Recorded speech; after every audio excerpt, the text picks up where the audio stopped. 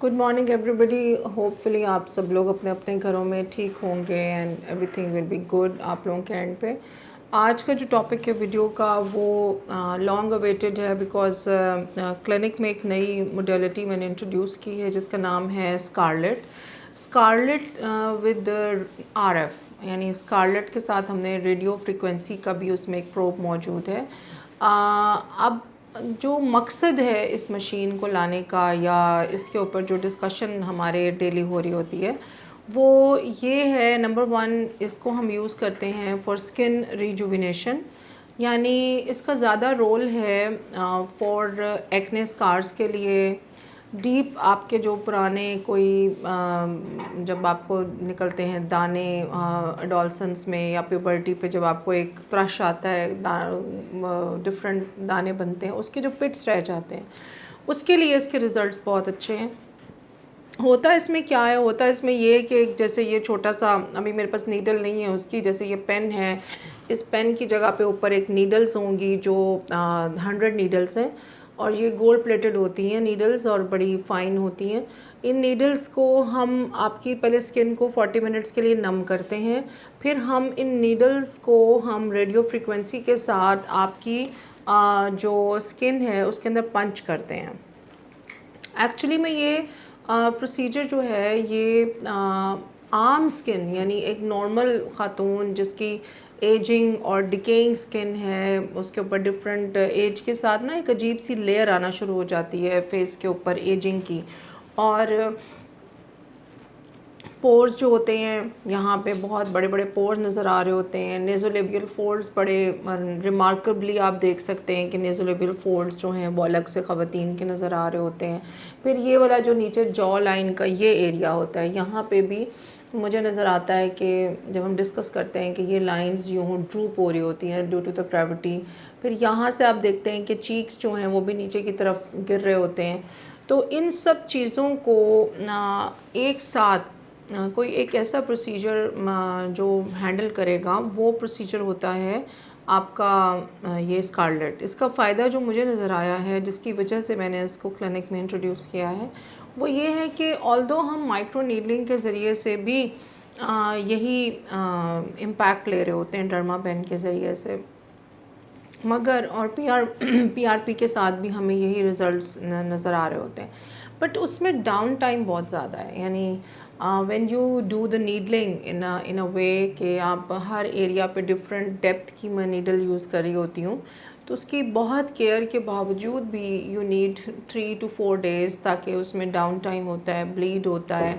PRP के साथ आपको वैम्पायर फेशियल लिफ्ट उसको इसीलिए कहते हैं क्योंकि उसके अंदर आपके मुंह पे जो है वो ब्लड जो है वो नज़र आता है। तो जो मेन इशू क्लाइंट्स को नॉर्मली फेस करना पड़ता है वो ये है कि वो इतना टाइम अपने ऑफिस से, अपने घरों से निकालना और फिर इतना उसकी केयर करना अपनी स्किन की कि वो 3-4 दिन धूप में ना निकलें, फिर चूल्हे के सामने ना जाएं, और बहुत सारे और फैक्टर्स होते हैं जो फिर उनके सेशंस डिले से डिले होते चले जाते हैं।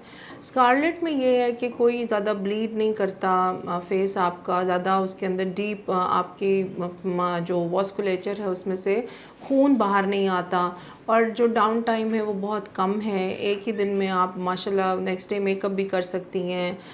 उस टाइम भी जब लोग क्लिनिक से निकल रहे होते हैं तो उस तरह का इम्पैक्ट नहीं होता जैसा वैम्पायर फेशियल लिफ्ट का या पीआरपी का या माइक्रो नीडलिंग का या दूसरे जो भी इन्वेसिव प्रोसीजर्स हैं जिनमें ज़्यादा ब्लीडिंग होती है।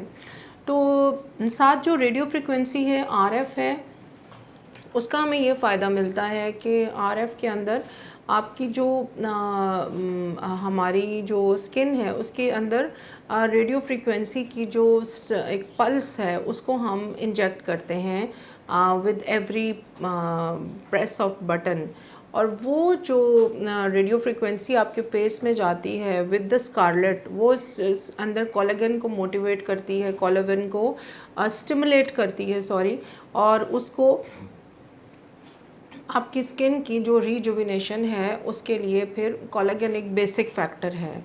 अब अक्सर लोग पूछते हैं कि डॉक्टर साहब अलग अलग से हमें बताएं कि इसके क्या इफ़ेक्ट होंगे। अब जब आपकी कोलेजन ही स्टिमुलेट हो गई, आपकी जो यूथनिंग हार्मोन्स हैं सारे वो स्टिमुलेट हो गए, तो उसके अंदर फिर आपकी जो स्किन के पोर्स हैं वो श्रिंक होते हैं। 7 to 9 डायमेंशंस के अंदर आपको स्किन यूथनिंग मिल रही होती है, यानी जो डिफरेंट जोन्स में आपके पिगमेंटेशन अलग से, एक एरिया यहाँ बना होता है, दूसरा एरिया यहाँ, तीसरा एरिया यहाँ। और एक बात मैं बड़ी अपनी सारी बहनों से फ्रैंकली कहना चाहती हूँ कि हमारी जो बच्चियाँ और ख़वातीन जो सुबह सुबह शीशे के सामने खड़ी होती हैं और तैयार होती हैं, फ्रैंकली मेरी उनसे ये सिर्फ रिक्वेस्ट है कि यार जब हम सुबह अपने खड़े होते हैं ना शीशे के सामने और हम अपनी लेयरिंग कर रहे होते हैं ढेर सारी फाउंडेशंस की, बीबी क्रीम्स की, तो हम समझते हैं कि हम शाम तक जो है ना इतने ही हसीन और इतने ही कैमोफ्लैज्ड और हमारी हर चीज़ छुप जाएगी। अच्छा, होता ये है कि आधे पौने घंटे के बाद आप जब तक ऑफ़िस पहुंची या अपने काम पे पहुंची तो सन है, बॉडी की हीट है, ये सब चीज़ें मिल मिला के आपका जो मेकअप है वो ऑक्सीडाइज होना शुरू हो जाता है ऑन योर स्किन।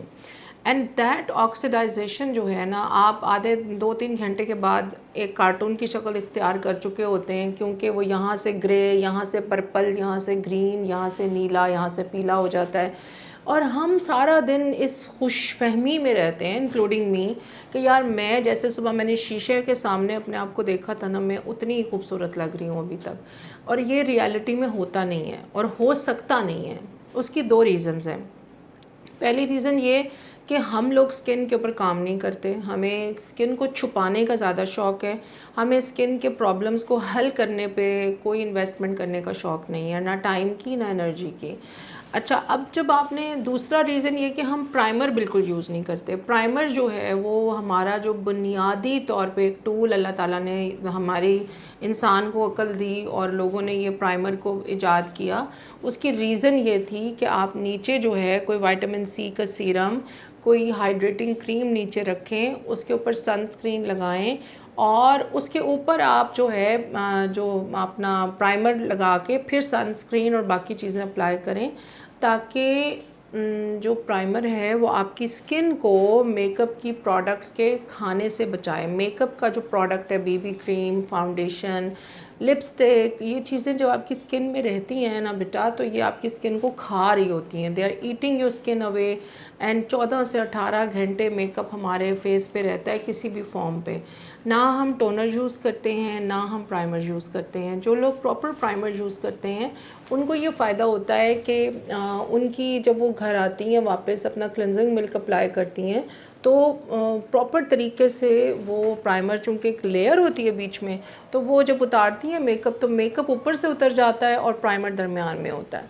तो आ जाए तो स्कारलेट का हमें जो फ़ायदा है वो ये है कि यही आपके जो डिफरेंट ग्रे, नीले, पीले जोन्स होते हैं ना मेकअप में जो नज़र आते हैं, जब आप स्कारलेट के 2 से 3-4 सेशंस लेती हैं विद आरएफ, तो उससे आपको ये फ़ायदा होता है कि एक तो डाउन टाइम नहीं है, आप आराम से अपना ऑफिस से आके या आपने एक दिन शाम को करवाया, next day you are good to go anywhere. Number 2, इसकी पेन नहीं है। नंबर 3, सिर्फ 20 मिनट्स का प्रोसीजर है। नंबर 4, हम पिगमेंटेशन के केसेस में और एक्ने पिट्स के केसेस में हम इसको पीआरपी के साथ कर रहे हैं, यानी मैं प्लाज्मा लेके, प्लेटलेट रिच प्लाज्मा या पीजीआरएफ लेके उसके साथ ये प्रोसीजर करती हूँ जब आरएफ के साथ, तो हमें बहुत ही एक्सेलेंट रिजल्ट्स मिल रहे हैं। Clients are very happy and 3-4 sittings में it give you a result equal to a proper face lift और स्किन की पूरी क्वालिटी चेंज हो जाती है। अंडर आई पिगमेंटेशन को बड़ा फ़र्क पड़ता है। नेज़ोलेबियल फोल्ड्स के अंदर जो आपका एक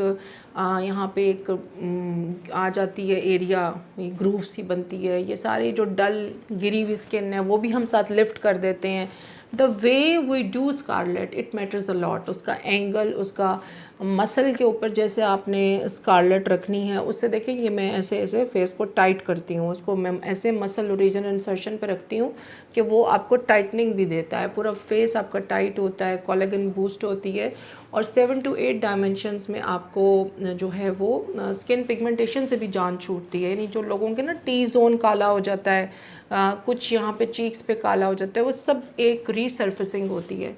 तो मेरी इस वीडियो के ज़रिए से एक छोटी सी ये गुजारिश है कि आप अपने मेकअप को प्रोडक्ट्स को ख़रीदना और फाउंडेशंस और बीबी क्रीम्स के ऊपर इन्वेस्टमेंट कम करें और अपनी स्किन को प्लीज़ बेहतर करने के लिए जो इन्वेस्टमेंट है उस पर करें, ताकि इस you will feel more confident. बहुत सारी बच्चियां मेरे पास आके ये बताती हैं कि हमारे जी पर्स में हर वक्त हमें फाउंडेशन और पता नहीं क्या क्या सामान रखना पड़ता है और दिन में कितनी दफ़ा उसे हमें टचअप करना पड़ता है टू कीप दैट लुक। तो मैं अपनी क्लिनिक में इस बात का मुझे थोड़ा सा फ़ख्र कह लें महसूस होता है, ये कहने में होना नहीं चाहिए, फ़ख्र तो सिर्फ़ अल्लाह की ज़ात को सूट करता है, लेकिन मुझे खुशी होती है देख के कि बहुत सारे लोग जो हैं उनकी स्किन को हमने फाउंडेशन फ्री स्किन बनाया है। फाउंडेशन फ्री स्किन एक मेरी प्रोडक्ट है, ये मेरी सिग्नेचर प्रोडक्ट है। मेरी स्किन पे इस वक्त कोई फाउंडेशन नहीं लगी हुई, आप इसको देख सकते हैं। And this is the way I like to keep my skin in the clinic, ताकि लोगों को यकीन आए। वो हाथ लगाती हैं, वो वाइप करती हैं। एंड इस वक्त इस पर मैंने कुछ नहीं लगाया हुआ, टोनर भी नहीं है अभी लगा हुआ। तो skin foundation free skin is possible, it is very very possible. मेरी एज भी बहुत ज़्यादा है, मैं कोई यंग औरत नहीं हूँ। आई एम 45+ हूँ मैं इस वक्त, और इस एज और इस स्टेज के ऊपर I just had a baby, मेरा एक छोटा सा बेबी है। उसके साथ भी प्रेगनेंसी में भी बहुत पिगमेंटेशन होती है, प्रेगनेंसी का वेट भी होता है। तो वो सब चीज़ें होते हुए भी अगर स्किन ऐसी मेरी हो सकती है तो आपकी क्यों नहीं हो सकती। तो try to focus more on your skin care, क्योंकि ये स्किन की जो प्रोडक्ट्स हैं इनसे स्किन कैंसर्स भी बहुत फैल रहे हैं, ख़ुसूसन जो चीप प्रोडक्ट्स हैं। और पाकिस्तान में तो इस वक्त समझ नहीं आती कि ओरिजिनल प्रोडक्ट कहाँ मिल रही है और गलत प्रोडक्ट कहाँ मिल रही है। तो आप कम से कम फाउंडेशन, कम से कम बीबी क्रीम, सिर्फ आपका जो फोकस होना चाहिए वो अच्छी स्किन होना चाहिए, जिसके ऊपर आप एक महंगा और अच्छा सन ब्लॉक लें और वो अप्लाई करें प्राइमर के साथ, बस। तो स्कारलेट एक नई हमारी क्लिनिक में चीज़ आई है, मैंने सोचा इसे मैं इंट्रोड्यूस कर दूं, आपको बता दूं। आपके कोई क्वेश्चंस हैं इसके बारे में तो ज़रूर बताइए। हमारी 5th एनिवर्सरी चल रही है इस वक्त, जिस पे हम फ्री ट्रीटमेंट दे रहे हैं। आप मेरी टीम से रब्ता कर सकते हैं ट्रीटमेंट्स की डिटेल लेने के लिए। Thank you very much.